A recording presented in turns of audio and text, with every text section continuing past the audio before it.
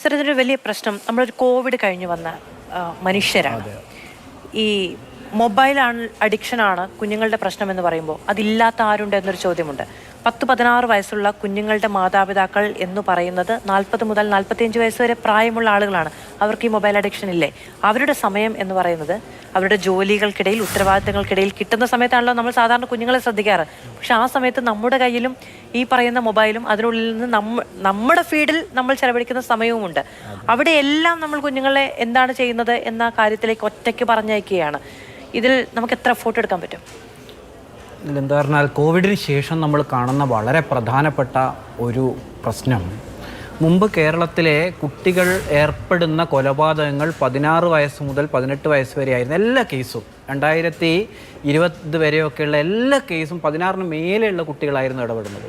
പക്ഷേ കോവിഡിന് ശേഷം 2022, 23, 24, ഇപ്പോൾ 25 നോക്കുമ്പോൾ 16-ന് താഴെയുള്ള 14 വയസ്സ് മുതൽ 16 വയസ്സ് വരെയുള്ള കുട്ടികളും കൊലപാതക കേസിലെ പ്രതികളായിട്ട്, നമ്മൾ അക്യൂസ്ഡായിട്ട് വരുന്ന ഒരു സാഹചര്യം കേരളത്തിൽ കടന്നു വരുന്നു. ഇന്നുൾപ്പെടെ കഴിഞ്ഞ ദിവസത്തെ നമ്മൾ 27-ാം തീയതിയത്തെ താമരശ്ശേരി സംഭവം ഉൾപ്പെടെ കാണുന്നത് 16-ന് താഴെയുള്ള ആളുകളാണ് ഈ കേസുകളിലെ എല്ലാം കുട്ടികളായിട്ട് CCL അഥവാ നിയമവുമായി പൊരുത്തപ്പെടാത്ത കുട്ടികളായിട്ട് വരുന്നത്. ഇതിൽ മാത്രമല്ല, ഇതിലും അതോടൊപ്പം തന്നെ മറ്റ് കേസുകളിലും വരുന്ന കുട്ടികളിൽ വളരെ കാര്യമായിട്ട് കാണുന്ന ഒരു പ്രതിസന്ധി, നേരത്തെ ഒരു പേഴ്സണാലിറ്റി ഡിസോർഡർ അല്ല ആൻറ്റി സോഷ്യൽ പേഴ്സണാലിറ്റി എന്നൊക്കെ നമ്മൾ പറയുക 18 വയസ്സ് കഴിഞ്ഞ ആളുകളെ, മുതിർന്ന ആളുകളുടെ കാര്യത്തിലാണ്. പക്ഷേ കുട്ടികളുടെ കാര്യത്തിലും ഇപ്പം നമുക്ക് കാണാൻ കഴിയുന്നത്, സൈക്കോളജിസ്റ്റുകളും സൈക്യാട്രിസ്റ്റുകളും ഒക്കെ നമുക്ക് കാണിച്ചു തരുന്ന ഒരു സാധനം, evolving anti social personality disorder ഇവരിൽ വ്യക്തമാണ് എന്നുള്ളതാണ്.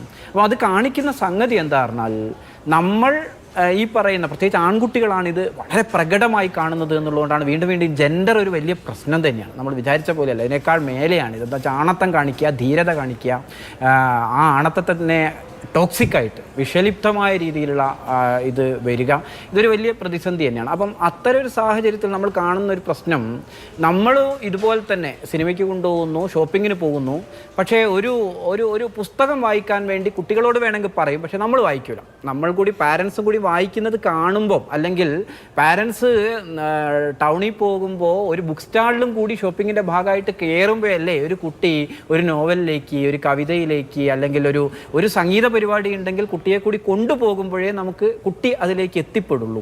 അങ്ങനത്തെ ഒരു കൾച്ചർ ഇപ്പോൾ നാട്ടിൽ പോലും, ചെറിയ നാടുകളിൽ പോലും ഇത്തരം ഫെസ്റ്റുകളൊക്കെ ഉണ്ടെങ്കിൽ ബഹളമയമായ കുറേ പരിപാടികൾ എന്നുള്ളതിനപ്പുറം വളരെ ലളിതമായ സംഗതികളെല്ലാം നഷ്ടപ്പെട്ടു പോവുകയാണ്. ഒന്നുകിൽ സെലിബ്രിറ്റീസ് വരുന്നു, അവിടെ ഒരു ബഹളം ഉണ്ടാകുന്നു, ആ ബഹളം കഴിഞ്ഞ് കാര്യങ്ങൾ അവസാനിക്കുന്നു എന്നുള്ള രീതിയിലേക്ക് കാര്യങ്ങൾ മാറുന്നു.